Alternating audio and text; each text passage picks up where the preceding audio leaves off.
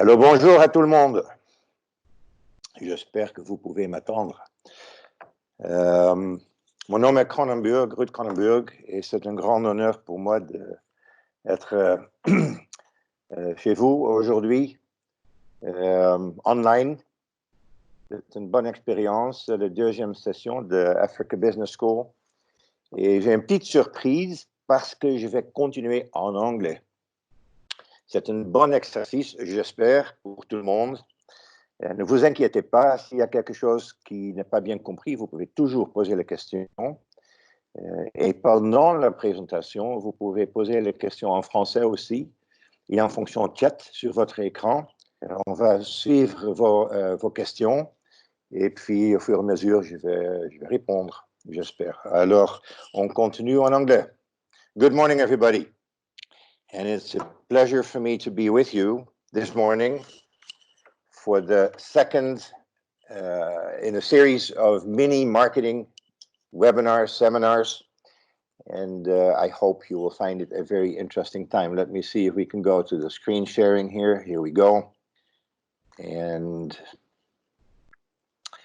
as I said, it's a series of 6 mini learning series seminars, and we're on number 2. First one was done by Benoît Aubert, La Nostalgie en Marketing. And the second one is what we'll be doing today, and it's called Do Not Negotiate with Customers, which, of course, is a bit of a strange statement because we all negotiate with customers. In fact, when we are customers, we negotiate with sellers. So why would you not negotiate? Let's get started and explore session number 2, April 2020, Do Not Negotiate with Customers. The agenda for today. First of all, why should we negotiate? We might as well take the most difficult question first. Then we'll look into what goes on in the customer's mind. Why does the customer put this pressure on us? What's the expectations? What could be the motives for a customer to ask for discount? Once we understand a bit what drives the customer to ask for discount, then the question is, happens, what can we do? How should we position ourselves to resist this pressure and make sure that we don't give money away unnecessarily? Of course, this session would not be complete if we don't spend a few minutes about negotiating under lockdown. I know that you have restrictions of confinement in Morocco, as we have everywhere in the world at the moment, and it does affect the selling process. It does also affect the negotiating process. So I decided that I'd put in a few minutes on these special circumstances, and then we'll come to a conclusion. If you look over on the left-hand side, this visual, the dollar sign with the handshake in between, that's what this is all about. It's about reaching an agreement and an exchange of money and value. So why not negotiate? As you see here, the two hands of the people are not quite closed yet. They're close to touching, but they're not touching. What is it that takes that last step to actually close the deal? What happens at that stage? Let's look at a definition of negotiating, and a very simple one. If you look it up in the dictionary, you'll see all kinds of long definitions, etc. But let's boil it down to something very simple. And just look at it from a buying, selling standpoint. This is in a sales context, of course. The definition that I propose is discuss and work out an agreement between buyer and seller. I mean, really, when you boil down to the elementary definition of what happens here, that's what it is. It's a transaction. And in principle, both parties get something of at least perceived equal value. I give something of value as a seller, I give something as value to a customer, and then a customer in return gives me something of value to me, which is the price, which is money. So in principle, we're trying to make it a win-win. Making it a win-win, which means both parties win. Both parties get what they want. The customer receives value for money, and the seller receives money for value. So far, nothing wrong. This is how it's supposed to be. Then what happens? Let's look at it from a customer perspective. How would the customer define negotiation? Well, the customer would probably say, first, let's work out an agreement so that we know we're going to have a deal. And then when all of that is done, say, okay, and now let's negotiate price all the way at the end. By the way, give me some money. That's not a win-win. That makes it a I win, you lose. Customer wins because it pays less price, and you lose because you lose money. The customer still gets more value for money, or the same value for less money, if you will.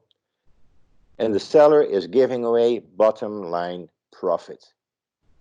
You reach into your pocket, you pull out money, and you give it to the customer. That's why I don't think that giving a discount is necessarily something you want to do. And it may not be smart to do it. And the good news is it may not be necessary sometimes. Let's put this a little bit in perspective.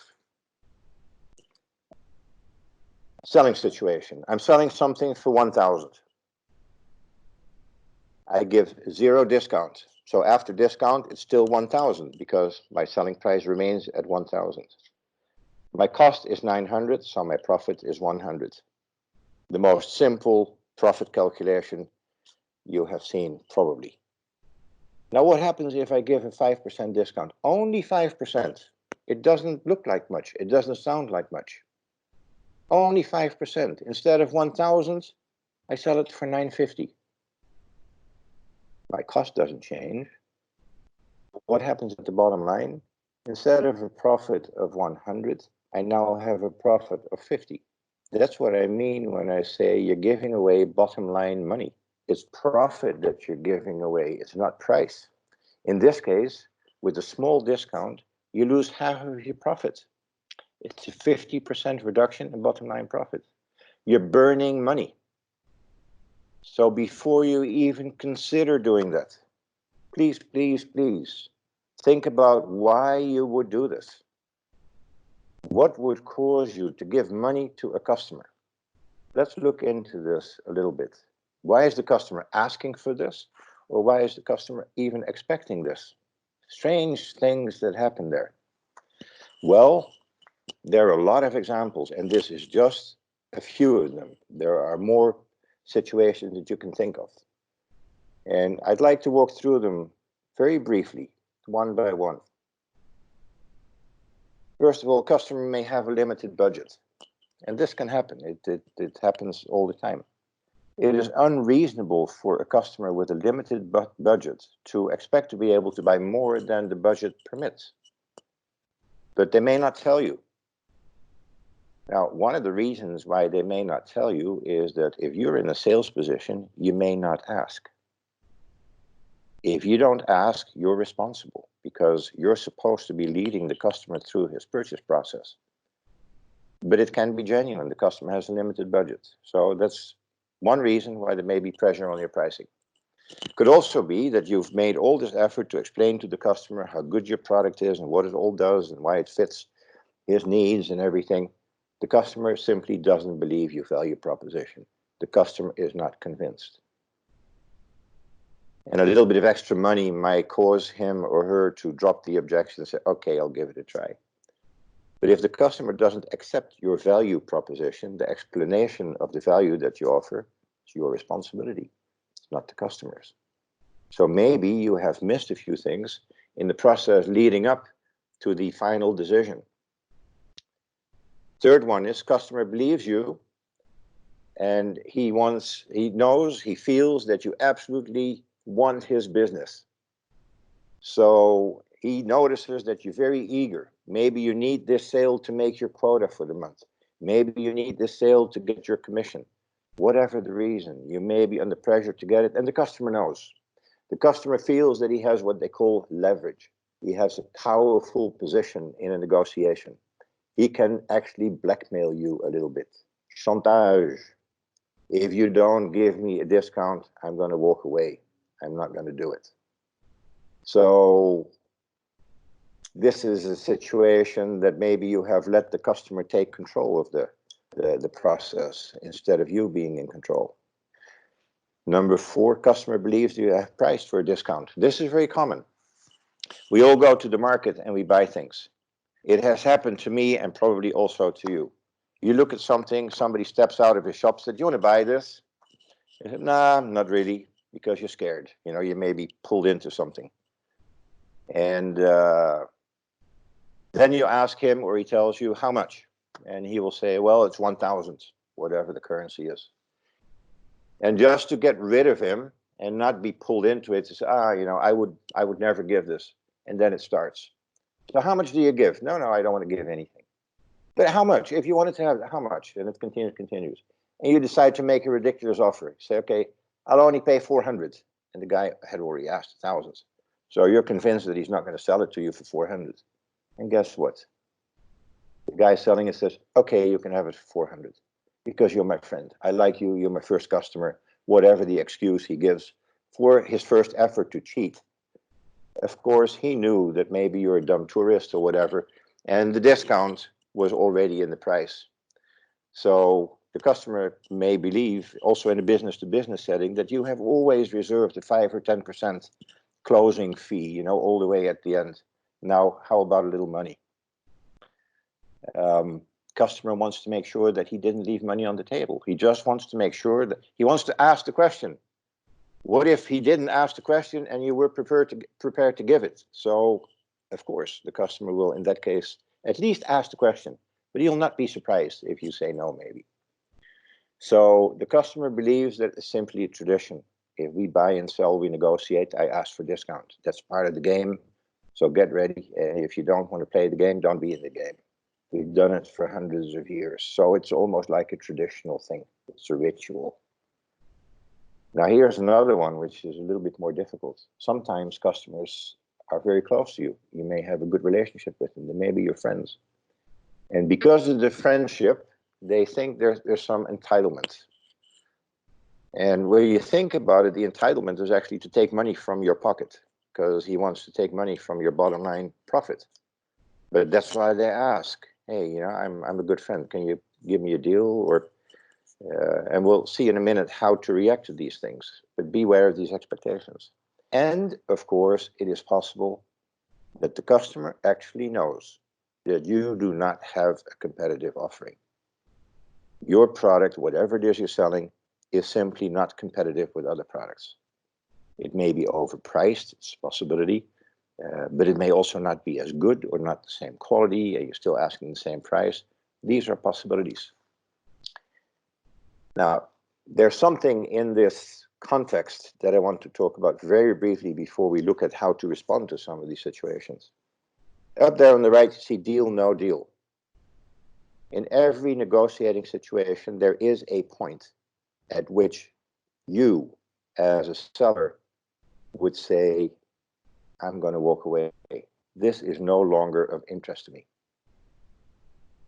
They call that, there's an acronym for this, they call that the BATNA. The acronym means the best alternative to a negotiated agreement. In simple terms, it's the walking away point. If it gets to that level, I'm not interested in the business. I'm going to take my things, get up, and leave. This sometimes happens, for example, if a customer has never been serious about buying from you in the first place. Just brought you in to make a comparison with somebody else. And they keep pushing price. They're not even listening to your explanations. So they just want a data pay. The way you get to that point, that the price becomes a bit ridiculous, or you're not making profit, or worse, you're even losing money, then you just get up and walk away. Your walk away point, no deal. So same questions, some of the possible responses here. Limited budgets. Okay, you can work with the customer to first of all qualify the actual affordability, the budget, and then find a solution within the budget. Now, of course, that's ideally best done at the beginning of the selling process, not at the end, because then people are going to be disappointed. So try to find out all the way at the beginning, what's the affordability? How much money are we talking about here? What's the customer ready to spend? You also need to know that so you can Form yourself an idea, especially in business to business, especially if you talk about investment goods, what the return on that investment could be if they buy from you. So qualify and find a good solution within the budget. Don't give away money, because money actually may not solve the problem here. Customer doesn't believe your value proposition.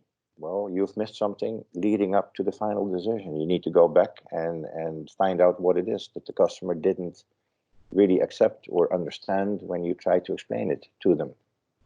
Price isn't going to make it go away. The customer uses leverage. He knows that you're eager to get the business. Be firm. Repeat the value proposition. Don't let the customer take control. Don't let the customer blackmail you into giving discounts. And there's some reasons for other reasons than just losing money this time that you don't want to go the discount route. You give discount today, you will have forever set the benchmark for the next deal and the next deal and the next deal and the next deal. So you're not only losing profit on that one deal, you're actually losing future profit, because your price will always be under pressure because of the one-time discount decision. It simply doesn't work to say, well, that was a special deal, but next time I can't do that anymore. No, you've done it once, so it can be done again. And the customer will remember, of course. So be firm and explain your value proposition. If the customer believes they have priced for a discount, simply explain to the customer that that is not your practice. You aim to give an honest, fair, transparent price to your customer, and you don't play tricks on him. This is for real. This is serious business. You take him seriously and his business seriously, and you don't put little percentages here and there to make it look different or to be. That's not how you work. It's not your professional approach. Customer just asks to be sure that there's no discount. Restate your value proposition. Summarize it. Say, no, that's, we've come all this way, and here's what you're going to get. The customer just wants to do it because it's tradition. His father did it, his grandfather did it, so he wants to do it. If that's the reason, just smile at the customer and ignore it, basically. Walk past it and say, no, there's no discount today, I'm sorry. If the customer thinks that friendship entitles to discount, tell the customer that you take friendship seriously all the way. That's why you gave him a good deal all the way from the start. You never tried to take more money from him. In fact, his deal was a better deal all along from the get-go. It didn't come at the end. It didn't wait till he asked for a discount. And then, of course, you have the fact that the customer knows that you do not have a competitive offering. If that's true, sorry guys, you're going to have to fix it. You need to qualify exactly what the difference is. And if it's true, you need to adjust your price, your offering, or whatever you need to do to bring your value in line with competitive offerings. Otherwise, you're going to lose the deal from a customer perspective, valid reasons. Your product is simply not competitive. Now, out of the 9 that I'm listing here, and I mentioned the 10th one, that the company didn't take you seriously at all. They were just looking to have a data point for pricing.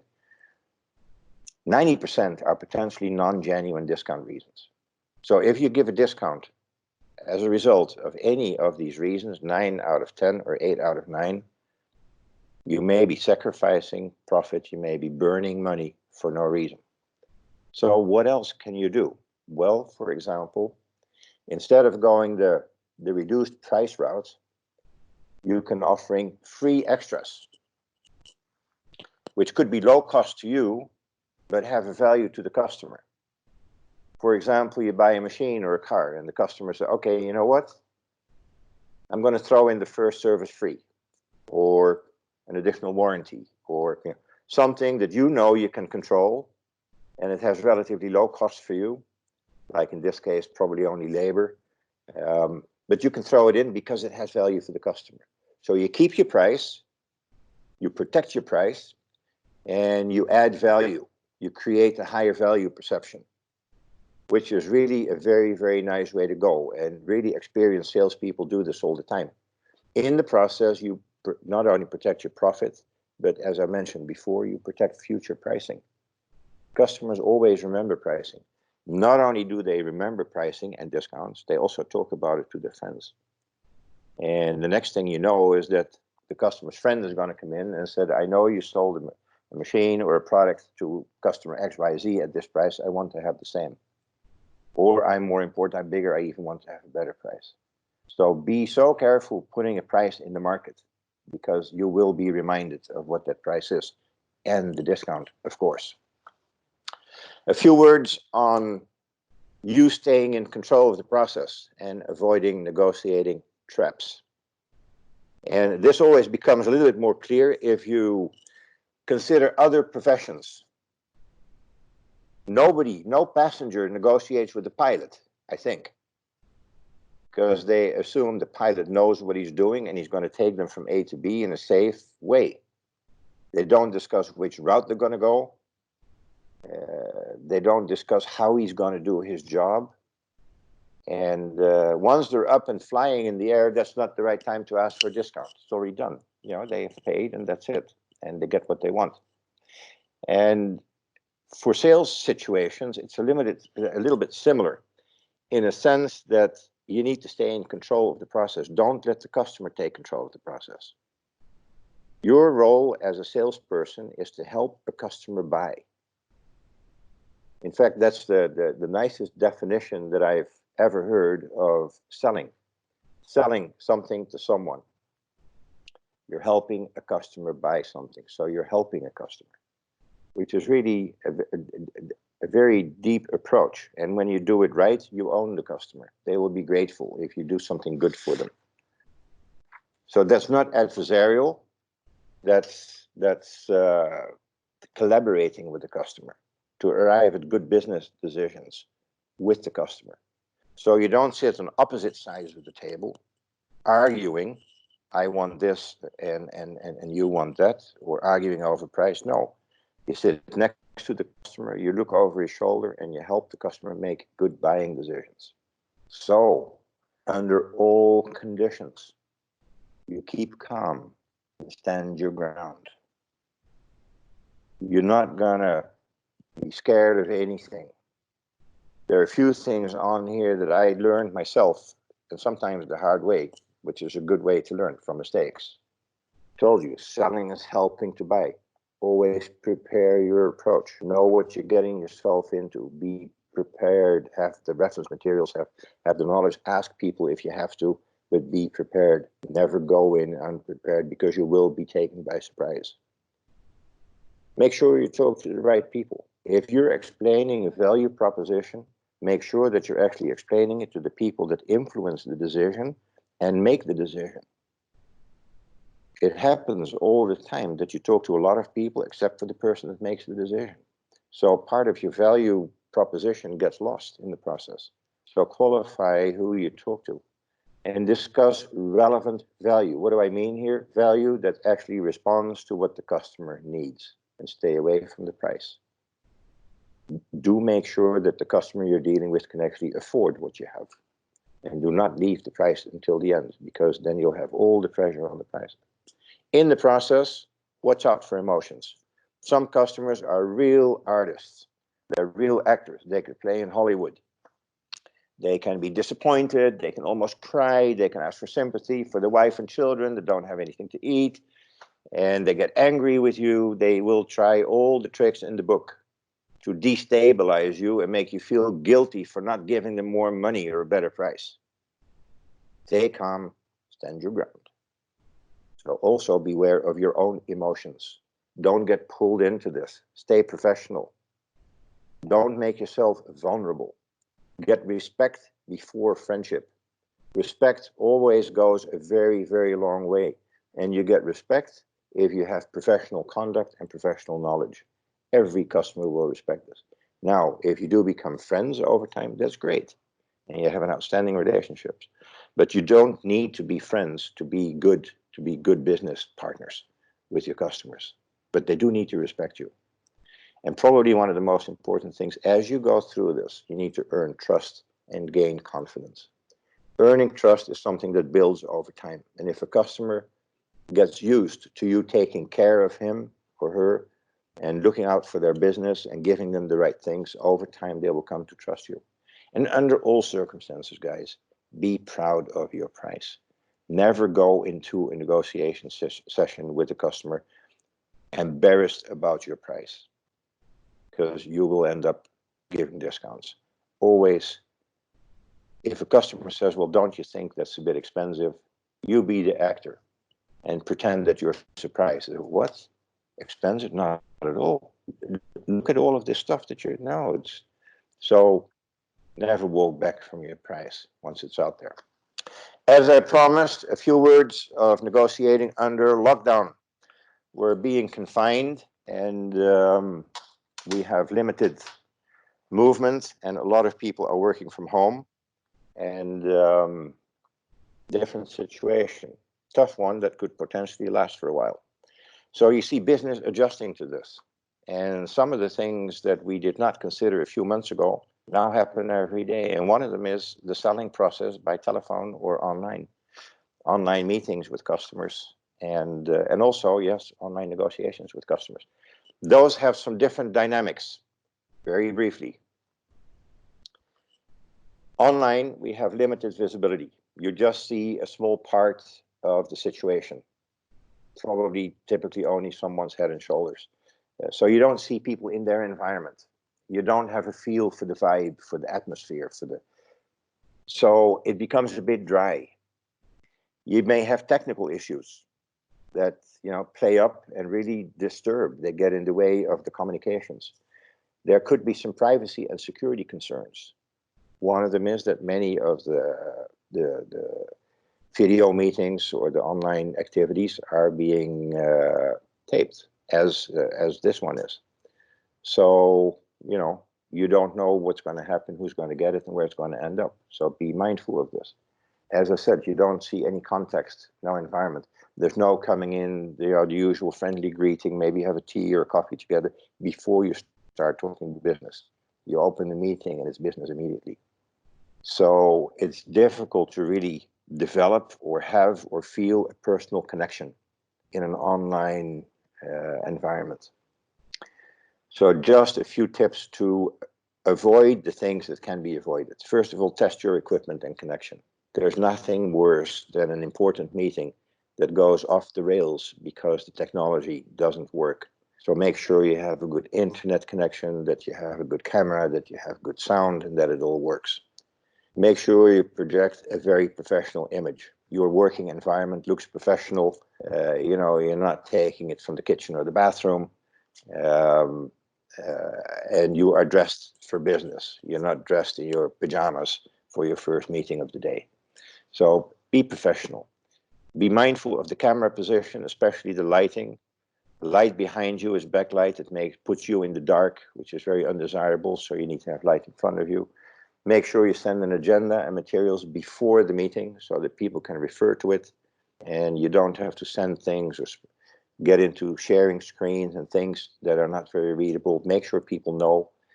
Agree and respect time limits. Make sure that you know how much time is available and make sure that you use the time wisely. Don't go over, and get the decisions made and done before the time is up. People may literally have to get up and go somewhere else. You don't know. They may not be able to stay for another 10 or 15 or 20 minutes. So respect the time limits, which means including time for questions and discussion, which you will always have. And then finally, of course, get the order. Don't forget, if that's the objective, you need to ask for the order. Don't leave it open-ended, like, okay, I'm going to wait for your call now. The call may never come. Get the yes, also online. So no loose ends, as they say. In conclusion, and this is also about respecting time limits. We said 30 minutes and we're at 30 minutes. If you want to have a good deal and a good profit, negotiate value. Do not negotiate price. Of course you negotiate with customers. Of course you have discussions with customers. And some of them have to do with money, inevitably. But make it a discussion about value. Do not discuss price. Whenever you discuss price, you're going to lose. Here's where I want to leave it. Thank you very much for your attention. And I will gladly open it up to any questions at this point. So let me stop sharing my screen and go back to the meeting. All right. Anybody, any questions?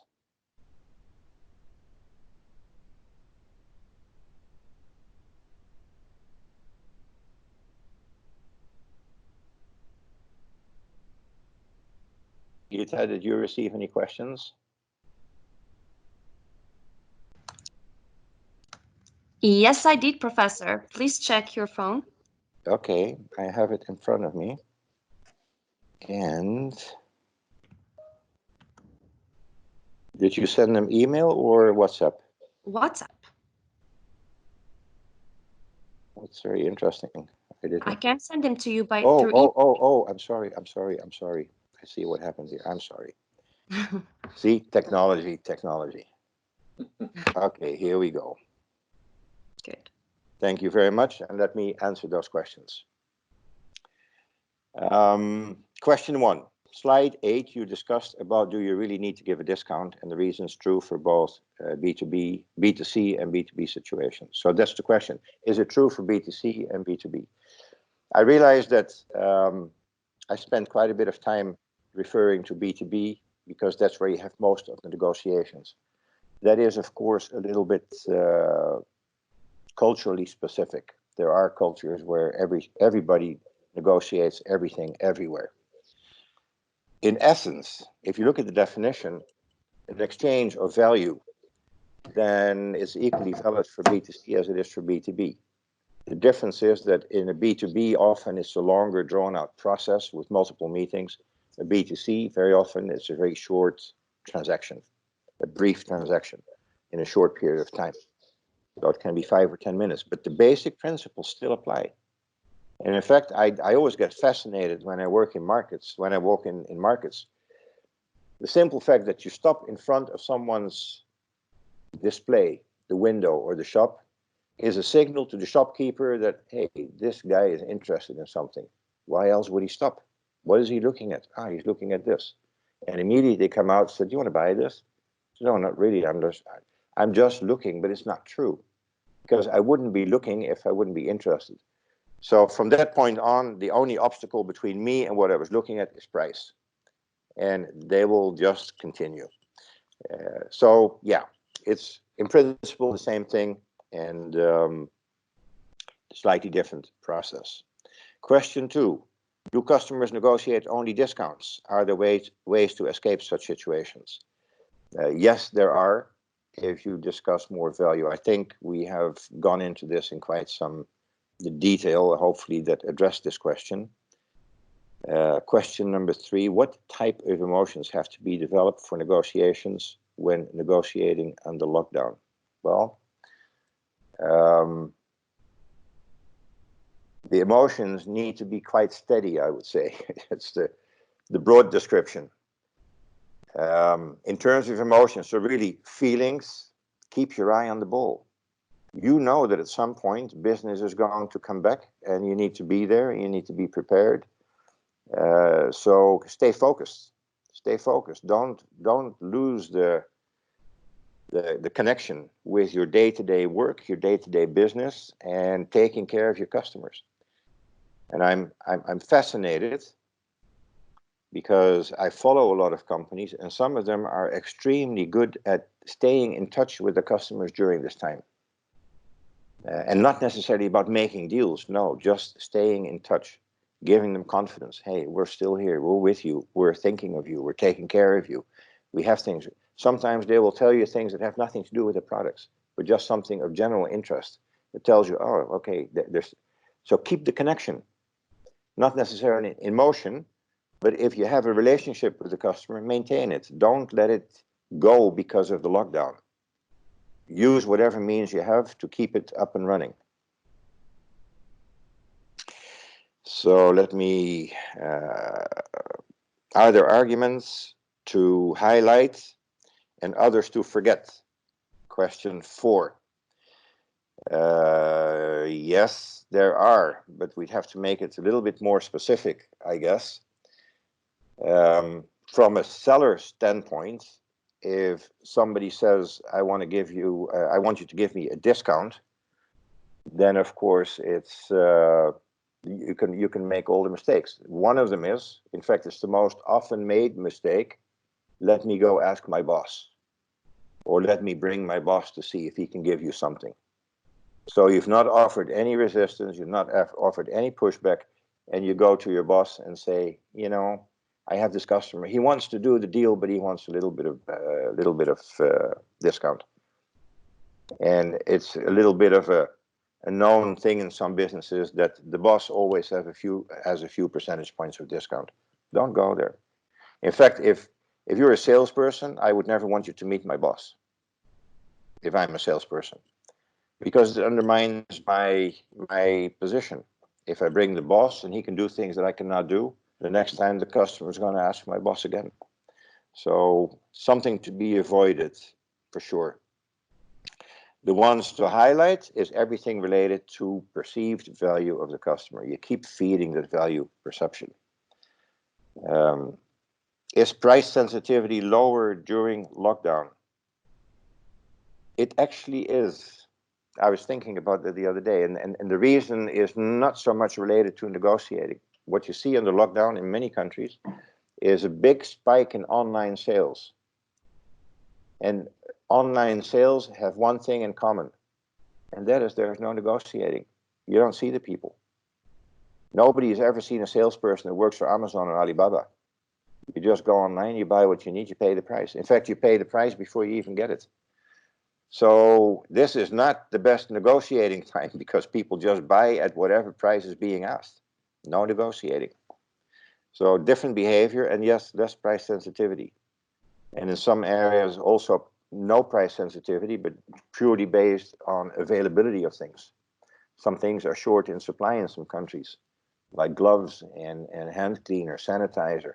And people don't ask questions. They're just happy to find it somewhere and buy it, sometimes at ridiculous prices. This assumes that you initially state your price well from the beginning. Question 6. Yes, it does. You have to know where you fit in the customer perception, where you fit relative to competition. So these are important things. Question number 7, interesting one. So the customer is no longer king? Of course the customer is king.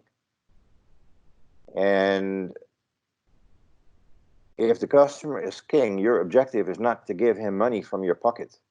If the customer is king, your objective is to make sure that you help him make the right decision for his business, and to make him successful. Because if the customer is successful, the customer will prosper, the customer will be profitable if it's a business, and they will come back to you and buy more. And that's what this is all about. So the customer is still king, but not when it comes to taking your money.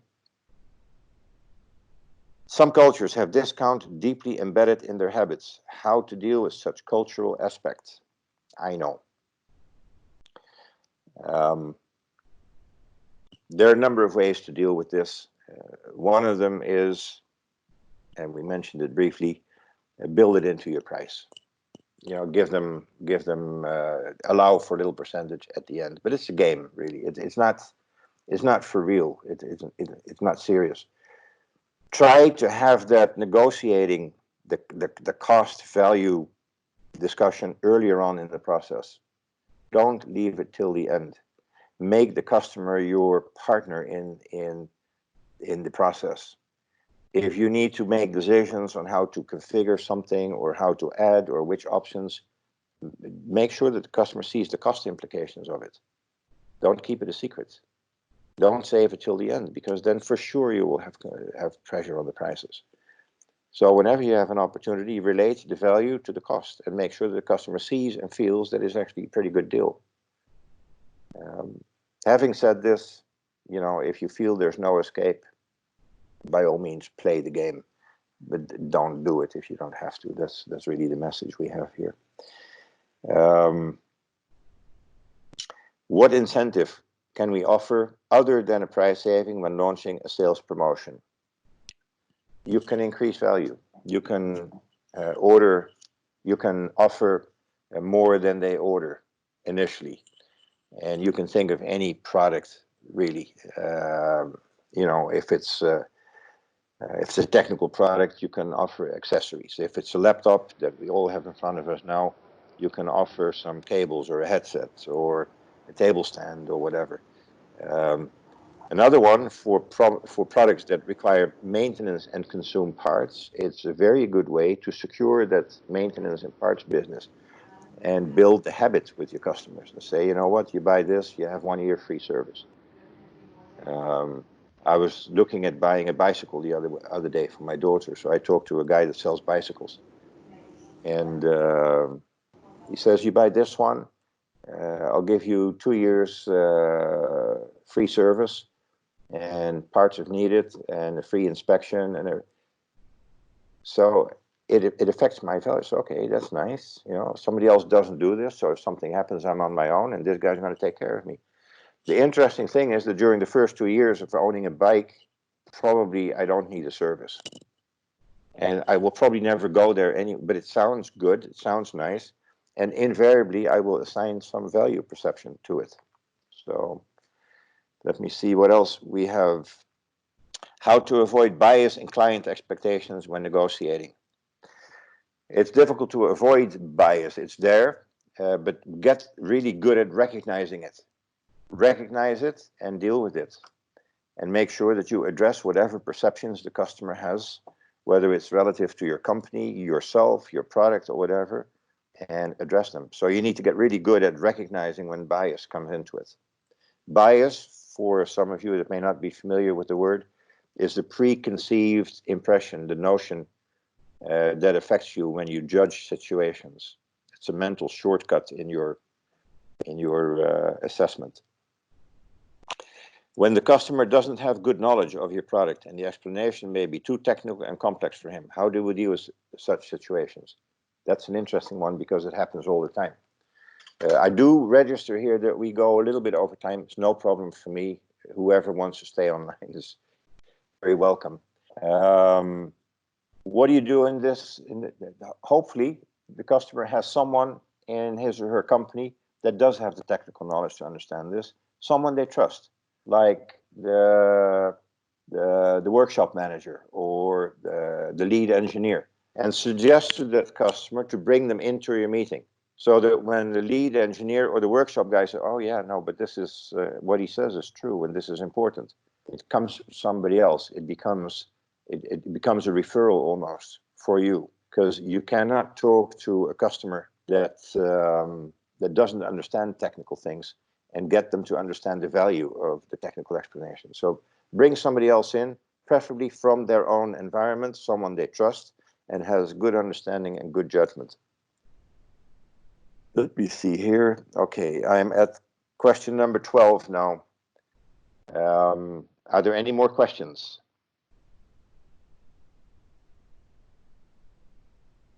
There are no more questions, in which case I thank you all. It's been great to spend this time with you. You may have seen on the roster that I'll be back in a couple of weeks' time with another seminar on a different topic. And then a little bit later, after that second one, I'll be back with a third one. So look forward to hearing and seeing you all again soon. Thank you very much.